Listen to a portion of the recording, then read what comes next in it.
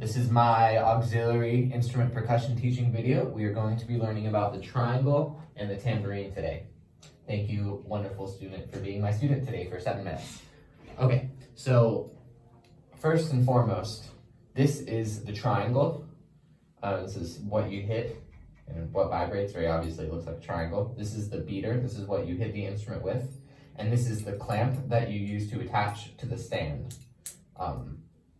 Just in case you don't have enough percussionists to hold it and you need to quickly get between instruments. This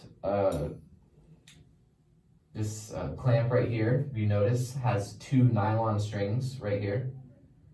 If you notice that one of them snaps or there's only one string here, let me, the band director, know, because if you don't, it's going to fall off during your concert and it's going to go clang on the ground, and we really don't want that. Okay, so how do we hold this thing? So what you do is you hold it in your non-dominant hand. You're going to take your thumb for me. You're going to place it right here. You're going to take your index finger, place it right here, and balance it between your 2 fingers, just like that. And just have these other fingers floating out over here. So try that for me. Yep, thumb right there, index right there. Yep, you can, yeah, perfect. You can have your thumb on the inside a little bit. Yes, and that is how you hold the triangle. Hold it comfortably out in front of you, not 10 million years away from you, 10 million feet away from you. And then you're going to take the beater with your other hand, and you're just going to hold it like this, almost like the drumstick, and have a thumb here and index here, just having a nice grip on it. Yes, fantastic. You are 90% of the way there. We're going to learn just how to hit, how to mute, and how to roll. 3 very simple things. That's basically all you do on triangle. So when you hit the triangle, you're going to hit it on the bottom line right here. Yes. And looks like you did the right thing already. Something that a lot of beginners do is they will be scared to play too loud, and they will ghost hit it and think they're hitting it, but then back away. Here, I'm going to demonstrate that really quick for you. Now, I'm holding it in the wrong hand, but what that's going to look like would be something scared like that. So that's something to watch out for whenever you're not even hitting it. Exactly, yeah. These kids are timid, so they're gonna be scared to make a sound. And oftentimes it's gonna come out really quiet or not at all. So thinking about going through the triangle whenever you hit it is the way to get around that. Think about landing right here instead of landing right where it actually is. And that's gonna help you. Swap back. Perfect. All right, can you hit it for me piano really quick? Yes, you kind of got timid there a little bit. That's where it is, hitting piano. You think, oh, not enough force. So still think about going through the instrument, just with less speed. That makes sense. Yes, now try forte. Yes, but make sure you don't go hit and then all the way down here, right? We want to bring the beater right back up so we're ready to hit it again if we need to hit it really quickly, right? Yes. Okay. Now, muting. Yep, that's the right idea. You're already on the right track. But instead of using, the pinky finger or the stick we're holding the beater with, just take your other fingers in your left hand, wrap it around the triangle. Yeah. Yes. Try it again. Beautiful. Okay. Very simple. If you need to, say, play a quarter note and then a quarter rest, ding, mute. Try that for me. Ding, mute. Yes. Yeah, so letting it ring is, also quite very close to being as important as, the first hit. Letting it sound as well as you, the musician, want to. The roll. Really simple. You just oscillate between the corner. Yes, that is perfect. Yeah, not much else to it. Triangle rolls are really difficult to perfect because, it's such a small thing, keeping them even. But yeah. And think about, instead of, circling around, think about just going directly back to back between the 2 sides. Yes. Fantastic. Okay, let's move on to tambourine. Great work. Let's steal this from you. Sit it on our little trap table that we have set up here. Tambourine. So on the tambourine, we are going to learn about just a regular tap, a shake roll, and a thumb roll. But first, we got to hold the tambourine. And in the same idea as the triangle, you're going to hold the instrument with your non-dominant hand, which would be your left hand. You see, I just have it wrapped around the part of the instrument that doesn't have any of these little, tiny, looks like tiny cymbals right here. Tiny little piece of metal. Very intuitive. You can place your finger through this ring. You can not do that, whatever's more comfortable for you. And your bass position is going to not be way up here at a perfectly vertical. It's not going to be perfectly horizontal. It's going to be at a comfortable, like 45-ish degree angle. Usually on the higher end of that, maybe closer to 60 degrees, but so it's going to be slanted, and that's going to be a good starting position. So can you try that for me? I threw a lot of information at you once. Yes. Does that feel comfortable for you? Yeah, and you can wrap your thumb around the top rim of it right here. Yeah, you want to not keep your thumb in the hole, but yeah, whatever's comfortable. Yep. And you also want, can you feel this from me really quick?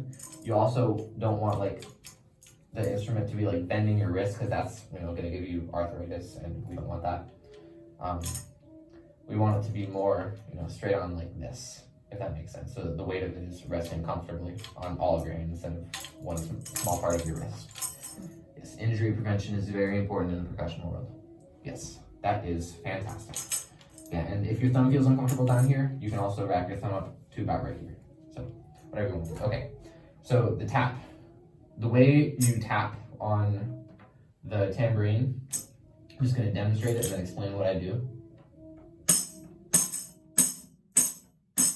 So what you do is you rest your palm on the instrument. You don't push down like crazy. You just lightly rest it on the instrument.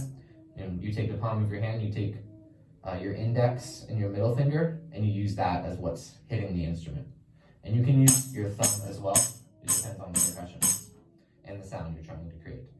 And you're not going to hit it right in the middle. You're not going to hit it way on the edge over here. You're going to hit it about a couple inches in. So let's go back through the steps with you this time. Hand is comfortable. Is that good? Yeah, so yeah, let's start with our palm on the instrument. We're just going to go through the steps for teaching video purposes. So start with your palm on the instrument. Yep, just like that. Keep your other two fingers out of the way, and you can use your 3 fingers or just 2 fingers. Yes. That's wonderful. Can you give me quarter notes at this tempo? 2, ready, play. Try hitting with a little bit more force. And make sure, especially if you have long nails, you don't want to dig your nails into it. You want to use the flat pads of your fingers. Yeah, fantastic. Okay, shake roll. Very self-explanatory. You shake the instrument like that, and you make noise. But there's a specific way that we do it. So rather than shaking it like this, we want to shake it straight up and down. That way the little fizzles here can vibrate more, so we can create a more elongated sound, which is what we're going for when we roll, so just have a sustained sound. And we always start our rolls with a tap. And what that would look like is you just do a tap like we just learned about. I'm going to give you 4 taps into a roll.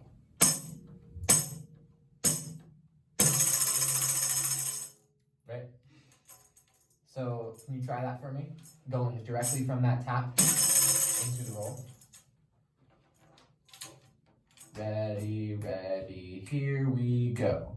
Tap, tap, tap. Get ready and roll. That's okay, try it again. 4 taps directly into a roll.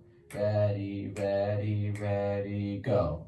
Tap, tap, tap, roll. Yes, very, very close. You got it vertical. You got it up down like this. Try and bring the instrument straight up like this. So that you literally explain that.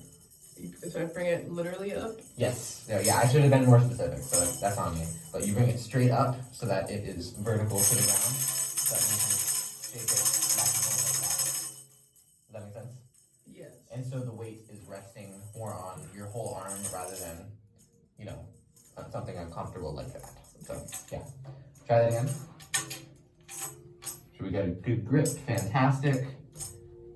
Can you beat a little bit further up? Yeah, that's right there is fantastic. Okay. Ready, ready, ready, go. Tap, tap, tap, and roll.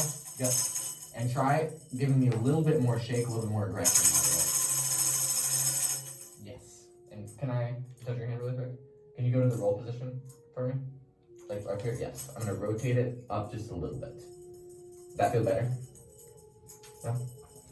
well, the stress in the long run, you're gonna have less wrist pain if you hold it like that rather than like that. So, cool. Let's try it one more time and then we'll move on. Ready, ready, ready, go. Yes, that was the best one yet. So much progress. Okay, thumb roll. So, the thumb roll is very difficult to do. You might not get a hold of it, but what you do is you hold the instrument like you would for a tap, but you vibrate your thumb around the rim like that. It takes a lot of feel. It's not like you're pushing into the instrument. It's more like you're gliding your thumb across the surface. And to do this, you're going to need to have a little bit of force coming back up to meet your thumb. So it's very much so a feel thing. So you give it a shot, you know, normal tapping. Yep. Position.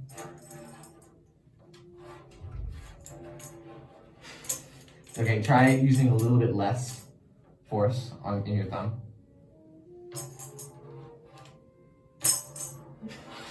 That's okay. This instrument, it's a very personal thing, because if you have smooth fingers, or smooth skin on your fingers, it can be very difficult to do. Oh, you got a little bit there. Yep. Yeah, that's very experimental. I feel like it hurts a lot when I hold it. Like my hand is hurting, it hurts a lot. And is it your fingers right here that are hurting? Mm-hmm. Yeah, that is very normal. For tambourine. It's just like, I mean, you played a little bit of clarinet. It's just like your thumb hurting a little bit when you play it. Hurts a lot. Okay. Try, rather than holding it like this, try doing more so with the tips of your fingers. Like you're pointing into it. That should help a little bit with the pain. No? Well, I'm not sure that is going to be something that I will think about. So, thank you for being a wonderful student today. 10 out of 10.